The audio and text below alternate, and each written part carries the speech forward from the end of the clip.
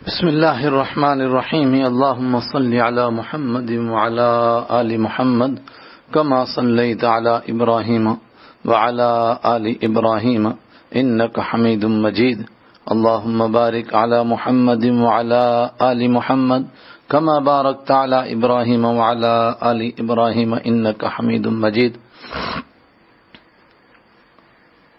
سامعین کرام، آپ حضرات حضرت رحمت عالم صلی اللہ علیہ وسلم کی سیرت مبارکہ سماعت فرما رہے ہیں، اور آج آپ کی 15ویں مجلس ہے۔ اس مجلس میں شیر خدا حضرت حمزہ رضی اللہ تعالیٰ عنہ اور حضرت عمر فاروق رضی اللہ تعالیٰ عنہ کے ایمان کا تذکرہ ہوگا، اور انشاءاللہ اس کے ساتھ ہی مکہ کے مشرکین کا مسلمانوں کے ساتھ مقاطعہ اور بائیکاٹ کا معاہدہ، اس کا بھی ذکر ہوگا۔ شیر خدا حضرت حمزہ رضی اللہ تعالیٰ عنہ بھی رحمت عالم صلی اللہ علیہ وسلم کی چوکھٹ پر ایمانی آزمائشوں کی یہی بھٹی گرم تھی کہ ایک دن ابو جہل نے نبی اکرم صلی اللہ علیہ وسلم کو بہت گالیاں دیں، بلکہ ایک روایت میں ہے کہ آپ صلی اللہ علیہ وسلم کو پتھر بھی مارا، جس کی وجہ سے آپ صلی اللہ علیہ وسلم کا سر مبارک زخمی ہو گیا۔ یہ سب عبداللہ بن جدعان کی باندی نے دیکھ لیا۔ حضرت حمزہ رضی اللہ تعالیٰ عنہ اس وقت شکار کے لیے گئے ہوئے تھے۔ آپ رضی اللہ تعالیٰ عنہ بہت باہمت اور بہادر تھے۔ جس وقت گھر آئے، اس لونڈی نے آتے ہی کہا، کیا آپ کو معلوم ہوا؟ حضرت حمزہ رضی اللہ عنہ نے فرمایا، کس کے بارے میں؟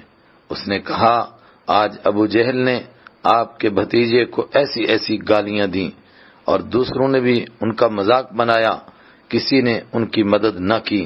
اس پر حضرت حمزہ سخت غیرت میں آ گئے۔ حضرت حمزہ رضی اللہ تعالیٰ عنہ نبی کریم صلی اللہ علیہ وسلم سے بس 2-3 سال ہی بڑے تھے۔ اس وجہ سے نبی اکرم صلی اللہ علیہ وسلم سے بہت گہری دوستی بھی تھی۔ فوراً اپنی تلوار، کمان اور ترکش لے کر حرم پاک میں پہنچ گئے۔ ابو جہل دوستوں کے ساتھ مجمع لگا کر بیٹھا ہوا تھا، سیدھے اس کے سر کے پاس جا کر کھڑے ہو گئے اور کہنے لگے، کمینے، تو میرے بھتیجے کو ایسا ایسا کہہ رہا تھا، تو خود کو کیا سمجھتا ہے؟ سن اور غور سے سن، میں نے ایمان قبول کر لیا ہے، جو تیرے بس میں ہے وہ کر لے۔ یہ کہتے ہی اپنی کمان سیدھی اس کے سر پر مار دی۔ اس کے سر میں سے گندا خون پھوٹ پڑا۔ لوگوں نے کچھ شور و شرابہ شروع کیا، لیکن ابو جہل ماحول کو تاڑ گیا۔ اس نے سوچا، ایسے تو مسلمانوں کے حمایتیوں میں اضافہ ہو سکتا ہے۔ اس نے کہا، کوئی بات نہیں، حمزہ میرا بھائی ہے، اس وقت یہ غصے میں ہے، اسے کچھ نہ کہو۔ حضرت حمزہ رضی اللہ تعالیٰ عنہ سیدھے ارقم بن ابی الارقم رضی اللہ تعالیٰ عنہ کے گھر پہنچے۔ رحمت عالم صلی اللہ علیہ وسلم اپنے چچا اور رضاعی بھائی حضرت حمزہ رضی اللہ تعالیٰ عنہ کے مسلمان ہونے پر بہت خوش ہوئے، اور بعد میں ان کی بہادری پر ایک موقع پر آپ صلی اللہ علیہ وسلم نے انہیں اسد اللہ و اسد رسولہ کے اعزاز سے نوازا، یعنی حمزہ اللہ تعالی اور اللہ کے رسول صلی اللہ علیہ وسلم کے شیر ہیں۔ خطاب کے بیٹے حضرت عمر رضی اللہ تعالیٰ عنہ بھی رحمتوں کے سائے میں۔ حضرت حمزہ رضی اللہ تعالیٰ عنہ کے مسلمان ہونے پر مکہ میں کوہرام مچ گیا۔ بنی ہاشم میں حضرت حمزہ رضی اللہ عنہ جیسا کوئی بہادر نہ تھا۔ ابو لہب بھی کسی کونے میں چھپ کر بیٹھ گیا، اب کیا ہوگا؟ دوسرے قبیلے بھی کہنے لگے، سنو سنو، اب کسی مسلمان پر سوچ کر ہی ہاتھ اٹھانا۔ اب وہ اکیلے نہیں، ان کے ساتھ حمزہ جیسے پہلوان بھی ہیں۔ ابو جہل، عتبہ، شیبہ، ولید جیسے بڑے بڑے سردار بھی ان حالات سے سہم گئے۔ ان کو احساس ہو گیا کہ ایسے موقع پر تو خاندان کا آپسی تعلق اور آپسی بندھن بھی ٹوٹ سکتا ہے۔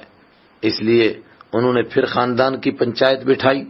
بڑے بڑے سرداروں نے جوشیلی تقریریں کی یہاں تک کہ کچھ نے تو جوش میں یہ بھی کہہ دیا کہ جب تک ان کو یعنی محمد صلی اللہ علیہ وسلم کو قتل نہیں کر دیا جاتا تب تک یہ فتنہ ایسا ہی رہے گا۔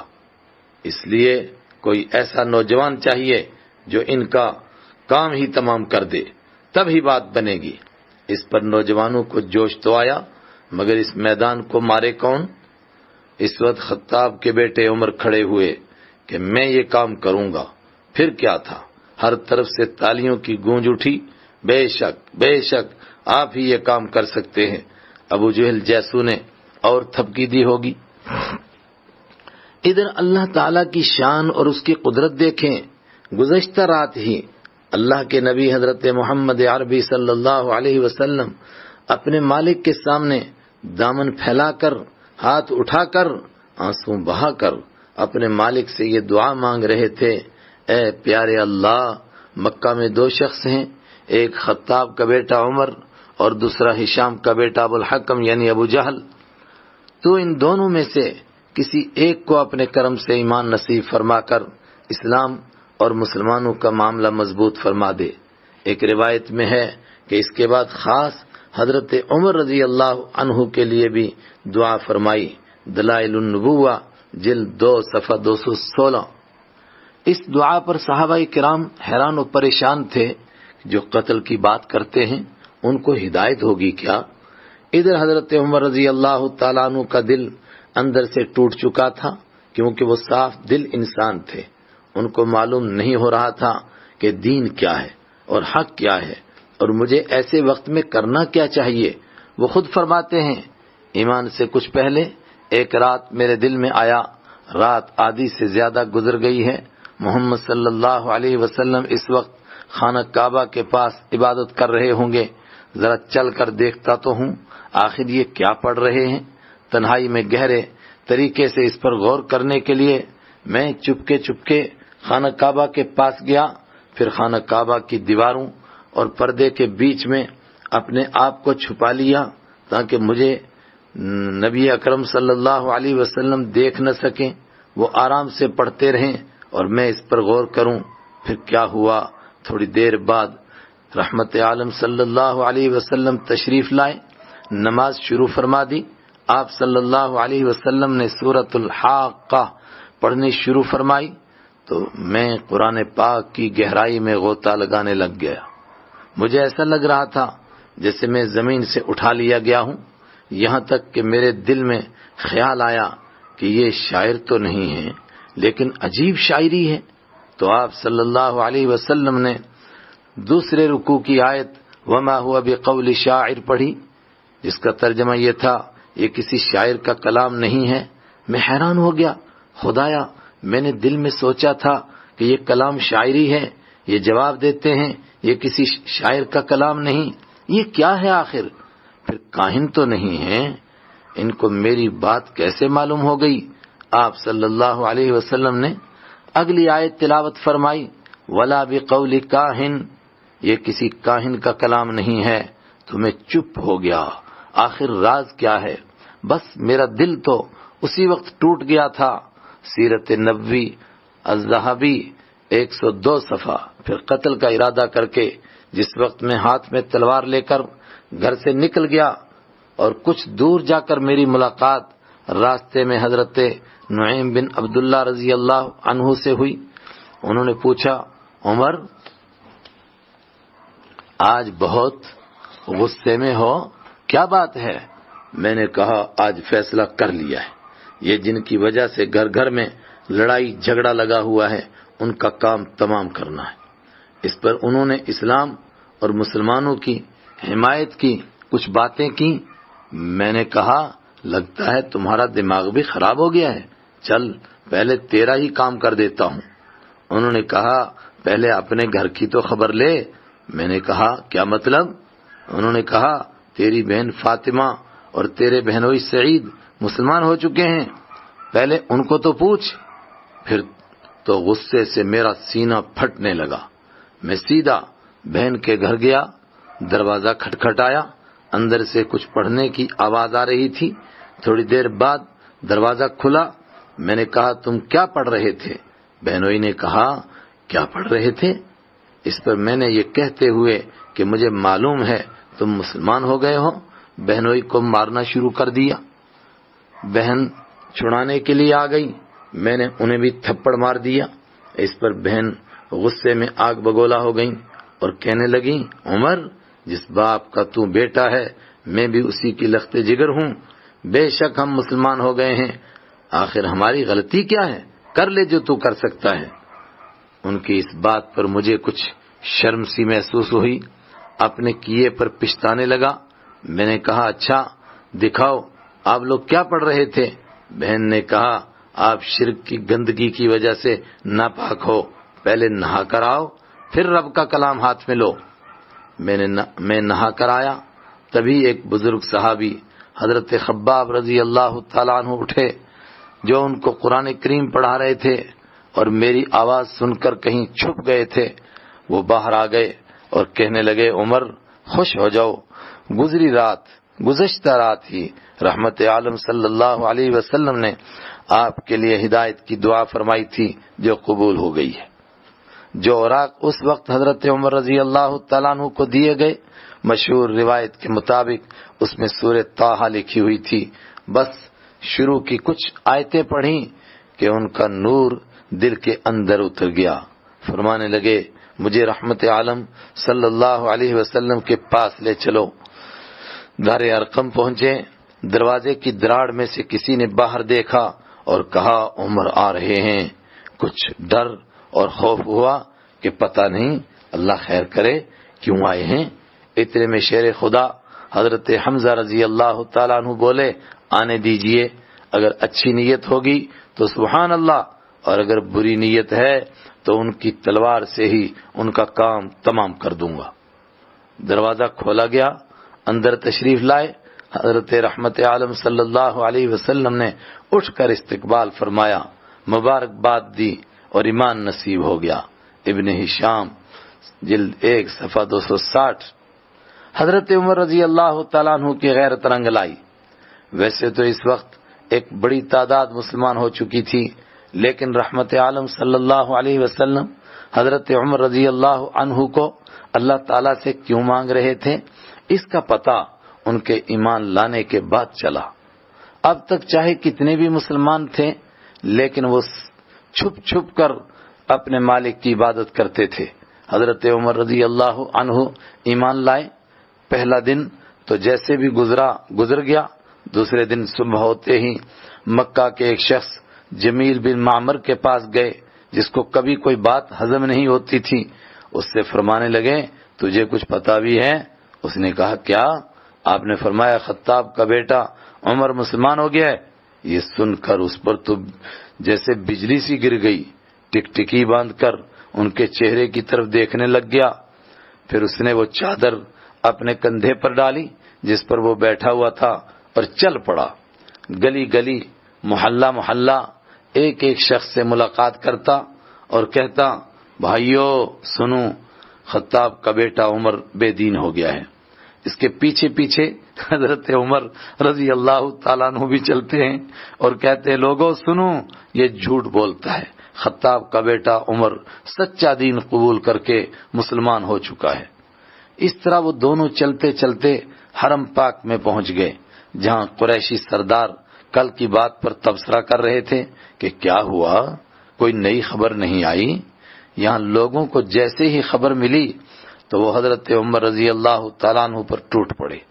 حضرت عمر رضی اللہ تعالیٰ عنہ بھی عمر تھے، ڈٹ کر مقابلہ کیا، یہاں تک کہ لوگ خود ہی تھک ہار کر بیٹھ گئے۔ پھر عاص بن وائل سہمی نے ان کو اپنی پناہ میں لے لیا، جس کی وجہ سے سارے مشرک چپ ہو گئے۔ پھر رحمت عالم صلی اللہ علیہ وسلم کی دربار میں پہنچے، عرض کیا، حضرت ہمارا دین سچا ہے، پھر ہم چھپ کر کیوں بیٹھے ہیں؟ چلو حرم میں چل کر نماز پڑھیں گے۔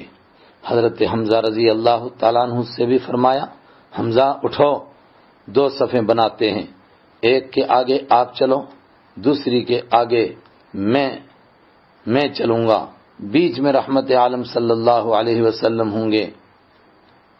پھر دیکھ لیں گے کون ہمارا مقابلہ کرتا ہے۔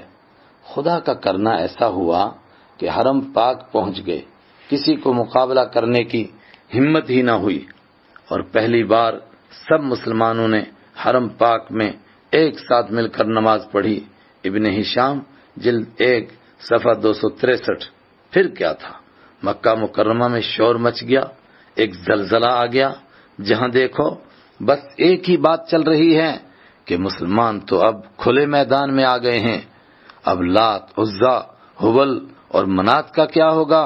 مشرک غصے سے پاگل ہو گئے، جس کی وجہ سے کمزور مسلمانوں کی شامت آ گئی۔ ان پاگلوں کو جہاں کوئی کمزور مسلمان ملتا وہیں اس پر ٹوٹ پڑتے، بلکہ وہ مسلمان جن کو ان کے خاندان کنبا وغیرہ کی پناہ تھی، ایسے بھی واقعات پیش آئے کہ ان کے خاندان کو ساتھ لے کر ان پر بھی ظلم و ستم کے پہاڑ توڑے گئے۔ مثلا حضرت ابوبکر صدیق رضی اللہ تعالیٰ عنہ بھی ان حالات سے مجبور ہوئے اور ہجرت کرنی پڑ گئی۔ حضرت ابوبکر صدیق رضی اللہ تعالیٰ عنہ بے شک بڑے گھر کے اور مضبوط خاندان سے تعلق رکھنے والے تھے، مکہ میں ان کے اونچے اخلاق کی وجہ سے ان کی عزت بھی بہت تھی، لیکن جیسا کہ پہلے بیان ہوا کہ مشرکین کے ظلم سے وہ بھی بچے ہوئے نہیں تھے۔ ایسے حالات میں انہوں نے بھی مکہ سے حبشہ کی طرف ہجرت کرنے کا فیصلہ فرما لیا، لیکن سمندری مشہور راستے کے بجائے انہوں نے یمن والے راستے کا انتخاب کیا۔ مکہ سے چل کر وہ کوئی 5 دن کی مسافت طے کرتے ہوئے یمن کے علاقہ برق الغماد تک پہنچ گئے۔ یہاں ان کی ملاقات قبیلہ قارہ کے سردار ابن دغنہ سے ہو گئی۔ اس نے پوچھا، کہاں کا ارادہ ہے؟ فرمایا، تیری قوم قریش نے مکہ چھوڑنے پر مجبور کر دیا ہے، اب جا رہا ہوں، جہاں اپنے مالک کی آزادی سے عبادت کر سکوں گا وہیں جاؤں گا۔ اس نے کہا، افسوس کی بات ہے، آپ جیسا آدمی مکہ سے چلا جائے پھر پیچھے کیا رہ جائے گا؟ آپ نہ تو خود جا سکتے ہیں اور نہ مکہ سے نکالے جا سکتے ہیں، آپ واپس چلیے، میں آپ کو اپنی پناہ میں لے لوں گا۔ یہ کہہ کر اس نے واپس کر لیا۔ مکہ پہنچ کر اس نے قریشی سرداروں سے ملاقات کی، انہیں غیرت دلائی کہ ابوبکر جیسا شخص مکہ سے جا رہا ہے۔ پھر خانہ کعبہ کا طواف کیا۔ طواف کے بعد مکہ کے چودھریوں اور سرداروں سے کہا، تمہیں کیا ہو گیا ہے؟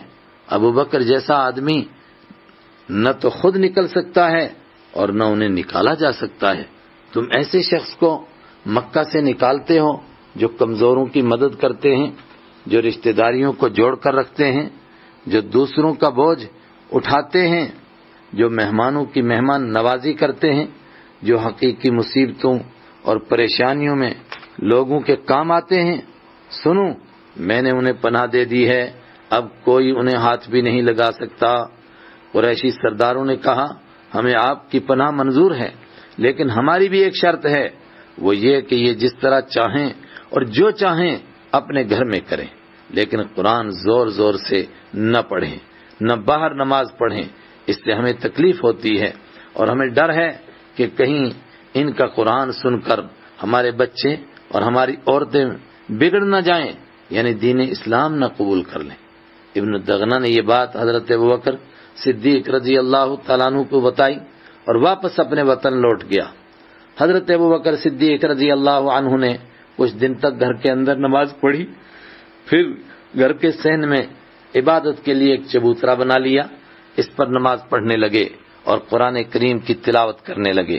حضرت ابوبکر صدیق رضی اللہ تعالی عنہ بہت نرم دل تھے، قرآن پاک کا جو اثر دل پر ہوتا وہ آنکھوں سے آنسوؤں کی لڑیوں کی صورت میں باہر آ جاتا، اس کو دیکھ کر پتھر دل بھی موم ہو جاتے تھے۔ کچھ دنوں کے بعد لوگوں کو ان کے قرآن پاک پڑھنے کا انتظار ہونے لگ گیا۔ پھر کیا تھا، ادھر وہ قرآن پاک کی تلاوت کرنے لگتے، ادھر بچے، عورتیں اور دوسرے لوگ ارد گرد جمع ہو جاتے، قرآن کریم سن کر ان کے دل بھی بے قابو ہو جاتے، بلکہ کئی بار تو آنکھوں سے آنسوؤں کی برسات شروع ہو جاتی۔ یہ بات متکبر سرداروں کو کہاں برداشت تھی۔ انہوں نے آدمی بھیج کر ابن الدغنہ کو بلوایا، اس سے شکایت کی، دیکھو جی اس سے تو ہمارے بچے اور عورتیں بگڑ جائیں گی۔ ابن الدغنہ نے حضرت ابوبکر صدیق رضی اللہ عنہ سے شکایت کی اور شرط بھی یاد دلائی۔ ابوبکر رضی اللہ عنہ نے فرمایا، آپ بہت اچھے آدمی ہیں، لیکن میں مجبور ہوں، میں اپنے مالک کا کلام ضرور پڑھوں گا، آپ جاؤ، مجھے صرف اللہ کی پناہ کافی ہے، میں اسی کی پناہ پر راضی ہوں۔ تفسیر ابن کثیر جلد 7 صفحہ 410۔ یہاں ایک بات پر غور کیجئے، ابن الدغنہ نے حضرت ابوبکر صدیق رضی اللہ تعالیٰ عنہ کی تقریباً وہی صفات بیان کی ہیں جو حضرت خدیجہ رضی اللہ عنہا نے پہلی وحی کے موقع پر حضرت نبی اکرم صلی اللہ علیہ وسلم کی بیان فرمائی تھی۔ اسی لیے کہا گیا ہے کہ صدیقیت کا درجہ نبوت کے درجے کے نزدیک ہوتا ہے، یعنی وہ نبی تو ہرگز نہیں ہو سکتا، مگر اس کا ہر کردار نبوت کا آئینہ دار ہوتا ہے۔ جہالت کی ہٹ درمی اور قرآن کریم کی کشش۔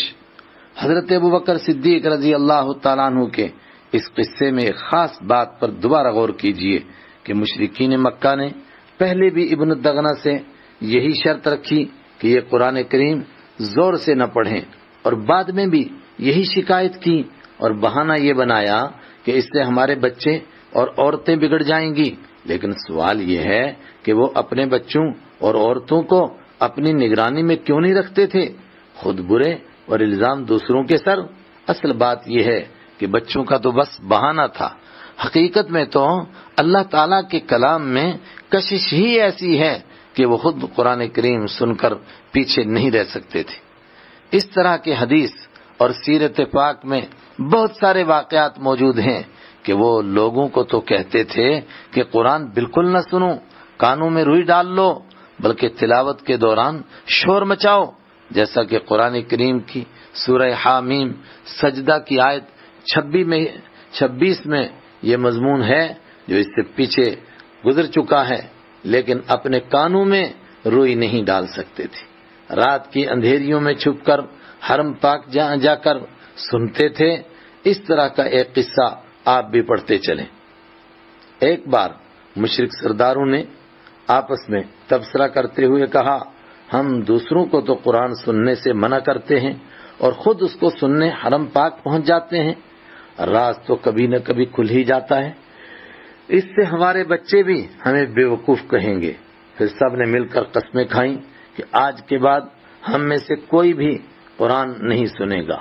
دیکھیے اللہ کی شان۔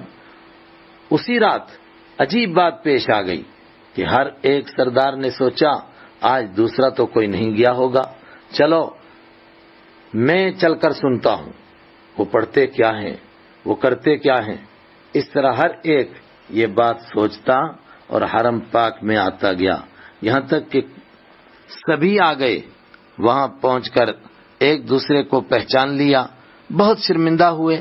پھر دوسری بار پکا عہد کیا کہ اب ایسا کبھی نہیں کریں گے۔ ابن ہشام جلد 1 صفحہ 241۔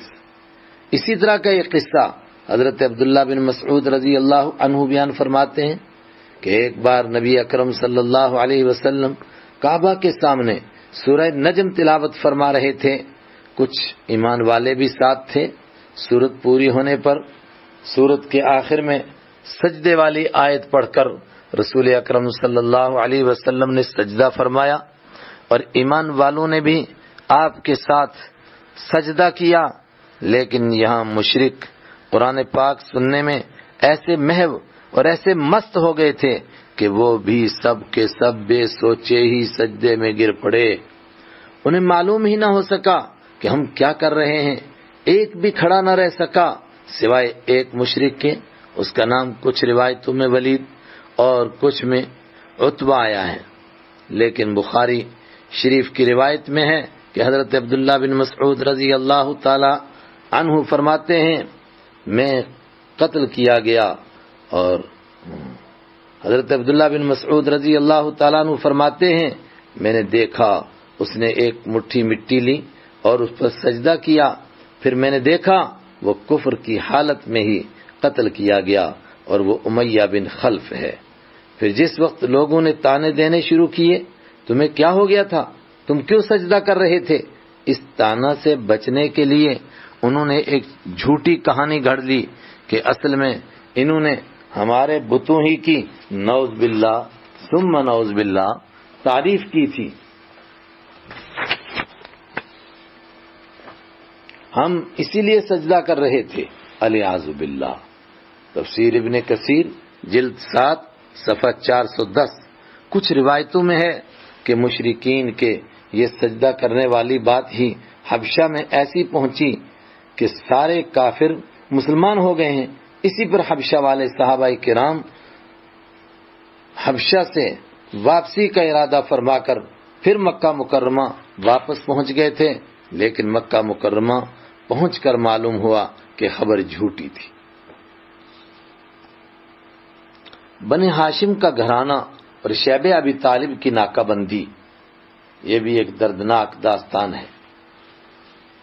قریشی سرداروں سے اسلام اور مسلمانوں کے خلاف جو کچھ ہو سکتا تھا انہوں نے کیا، لیکن وہ اپنے مشن میں بری طرح ناکام ہو رہے تھے۔ ان کی مار پیٹ کی وجہ سے کسی ایک نے بھی دین اسلام نہیں چھوڑا، بلکہ ہر روز مسلمان بڑھتے ہی جا رہے تھے۔ حضرت حمزہ اور حضرت عمر رضی اللہ عنہما کے بعد سے حرم پاک میں اعلانیہ نماز بھی ہونے لگ گئی تھی۔ ان کے مسلمان ہوتے ہی حرم پاک میں جو پہلی نماز ہوئی، پھر اعلانیہ نماز ہونے لگ گئی۔ حبشہ میں بھی مسلمان بالکل آرام سے رہنے لگ گئے تھے۔ ان کے 2 آدمی وہاں سے بھی ناکام واپس لوٹ آئے تھے۔ یہ سب حالات دیکھ کر قریشی سرداروں نے ایک بہت ہی سخت قدم اٹھایا۔ ساری برادری اور خاندان نے مل کر فیصلہ کیا کہ ہم سب ہی بنی ہاشم کا حقہ پانی بند کر دیں گے، نہ ان کو کسی خوشی غمی کے موقع پر بلائیں گے، اور نہ ہی شادی بیاہ میں کوئی رشتے دار ان سے تعلق جوڑے گا، نہ ان سے کوئی رشتہ کرے گا، نہ ان سے کچھ خریدیں گے اور نہ ان کو کچھ بیچیں گے، یہاں تک کہ یہ مجبور ہو کر نعوذ باللہ محمد صلی اللہ علیہ وسلم کو ہمارے حوالے کر دیں تاکہ ہم ان کو قتل کر سکیں۔ اس فیصلے پر ایک عہد نامہ لکھ کر خانہ کعبہ کے اندر لٹکا دیا گیا۔ حضرت نبی اکرم صلی اللہ علیہ وسلم کے چچا ابو طالب بے شک مسلمان نہیں ہوئے تھے، لیکن ہر مصیبت میں ساتھ ساتھ رہتے تھے۔ انہوں نے سارے خاندان ہاشمی کو جمع کیا، سب ایک ہو گئے، سوائے ابو لہب کے بنی ہاشم میں سے اور کوئی باہر نہیں رہا۔ پھر ابو طالب سارے خاندان کو لے کر شیبہ ابی طالب نام کی ایک وادی، ایک گھاٹی میں چلے گئے جو صفا مروہ سے پیچھے تھی۔ یہ عہد نامہ محرم کے مہینے میں نبوت سے 7ویں سال یعنی محرم الحرام سن 7 نبوی میں لکھا گیا تھا۔ اس کے بعد 10 نبوی تک یعنی پورے 3 سال بنی ہاشم کا سارا خاندان اور دوسرے مسلمان بھی اسی وادی اور درے میں ایک طرح سے قید ہو کر رہے۔ اپنے پاس جو کچھ بھی تھا وہ بہت جلد ہی ختم ہو گیا تھا۔ اس کے بعد نہ کوئی کچھ لیتا نہ دیتا۔ باہر سے اگر کوئی قافلہ غلہ بیچنے والا آتا تو ابو لہب گھوم گھوم کر ہر جگہ اعلان کرتا کہ مسلمانوں کو کچھ نہیں بیچنا، اور اگر بیچنا ہی چاہتے ہو تو دوگنی قیمت لگا کر بیچو، اس سے اگر کسی کو کچھ نقصان ہوگا تو میں اس کے باہر جانے کا ذمہ دار ہوں۔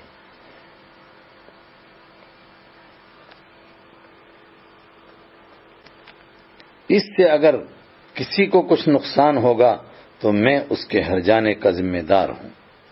سیرت نبوی الذہبی 140 صفحہ۔ اس سے سخت قحط کا سما پیدا ہو گیا۔ حضرت سعد بن ابی وقاص رضی اللہ تعالیٰ عنہ ایک دن کا اپنا قصہ بیان فرماتے ہیں کہ سخت بھوک اور پریشانی میں ایک بار میں رات قضائے حاجت کے لیے باہر نکلا۔ میرے پاؤں کے نیچے اونٹ کے چمڑے کا ایک ٹکڑا سا آیا، اللہ ہی جانے کب کا پڑا ہوا تھا، میں نے پانی سے دھویا، پھر آگ میں پکایا، پھر اس کو پیس کر آٹا بنا لیا اور 3 دن تک اس کو پانی سے کھا کر کے گزارا کیا۔ اللہ اکبر۔ بچے بھوک کی وجہ سے جب روتے اور تڑپتے تھے تو مشرک ان کی آواز سن کر قہقہے لگاتے تھے کہ اب ان کو مسلمان ہونے کا مزہ آئے گا۔ لیکن کچھ لوگوں کو ترس بھی آتا تھا، خاص کر جن کے رشتہ دار مسلمانوں میں موجود تھے، وہ رشتہ داروں کے لیے کچھ بھیج دیا کرتے تھے۔ اس طرح کا ایک واقعہ ہے کہ ایک دن حکیم بن حزام اپنی پھوپھی یعنی حضرت خدیجہ رضی اللہ تعالی عنہا کے لیے کچھ غلہ اور دوسرا سامان لے کر جا رہا تھا کہ اچانک راستے میں ابو جہل ملعون مل گیا۔ اس نے کہا، اچھا تم بنی ہاشم کے لیے غلہ لے کر جا رہے ہو؟ میں تمہیں بالکل نہیں لے جانے دوں گا، بلکہ مجمع میں تمہیں ذلیل کروں گا۔ اللہ تعالیٰ کا کرنا ایسا ہوا کہ کہیں سے ابو البختری نام کا ایک اور سردار آ گیا۔ اس نے ساری بات سنی، پھر ابو جہل سے کہا، کوئی آدمی اپنی پھوپھی کے لیے کچھ لے جانا چاہتا ہے تو تم اس کو روکتا ہے؟ اس پر ابو جہل کو غصہ آ گیا، بات بڑھ گئی۔ ابو البختری نے اونٹ کی ایک ہڈی اٹھا کر اس کے سر میں دے ماری، جس سے وہ زخمی ہو گیا۔ ادھر حضرت حمزہ رضی اللہ تعالی عنہ شیب ابی طالب سے یہ سب منظر دیکھ رہے تھے۔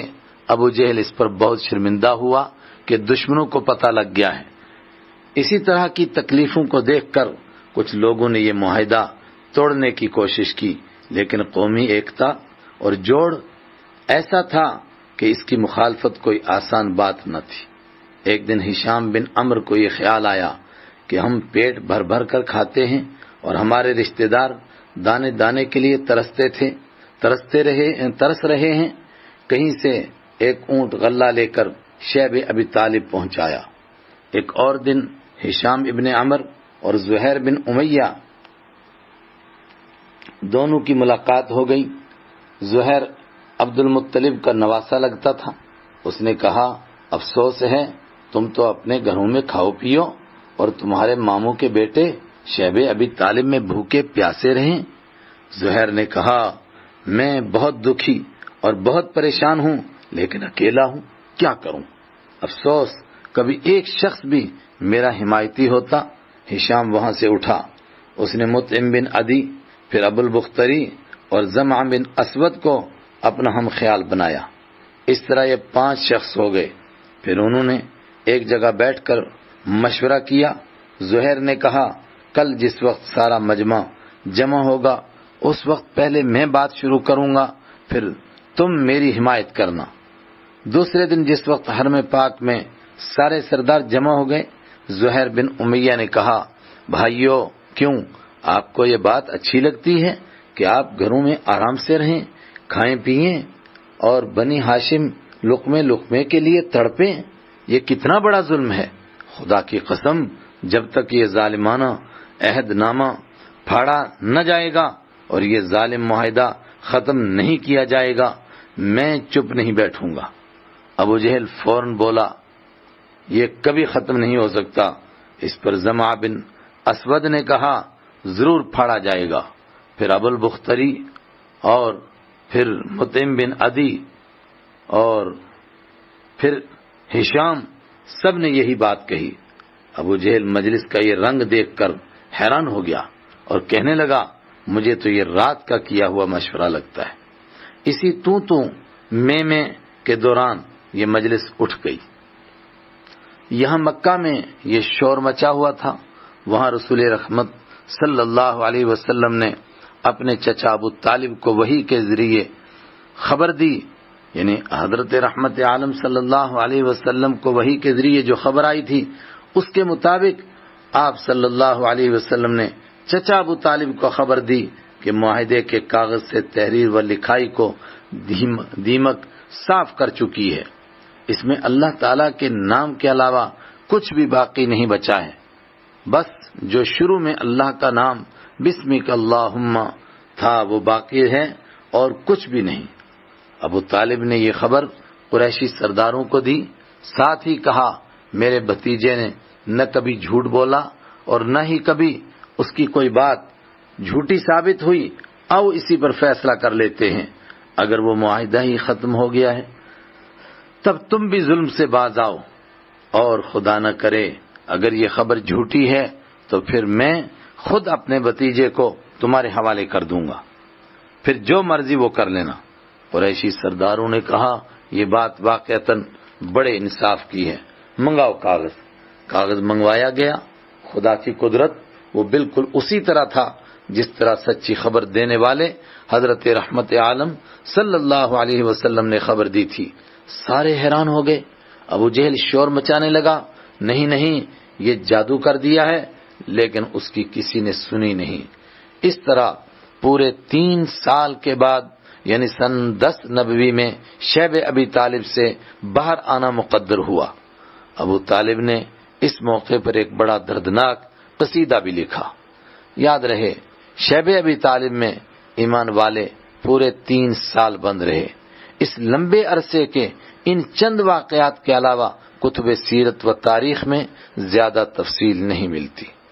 غالباً یہ 3 سال ایسے دکھوں اور دردوں سے دوچار رہے کہ ان کو نہ کوئی زبان بیان کر سکی اور نہ کوئی قلم لکھ سکا، اور اگر وہ سب کچھ محفوظ رہ جاتا تو کسی میں اس کے سننے کی تاب بھی نہ ہوتی تھی۔ اگر وہ رہ جاتا تو کس کی ہمت تھی کہ جو اس کو سن پاتا۔ سیرت نبوی الذہبی 140-141۔ اس مبارک میں مجلس کی آج یہیں پر کاروائی ختم کرتے ہیں اور اللہ سے دعا کرتے ہیں اللہ تعالیٰ اس مجلس کو قبول فرمائے اور ہم سب کو اس سے بھرپور فائدہ اٹھانے کی توفیق عطا فرمائے۔ وآخر دعوانا ان الحمد للہ رب العالمین۔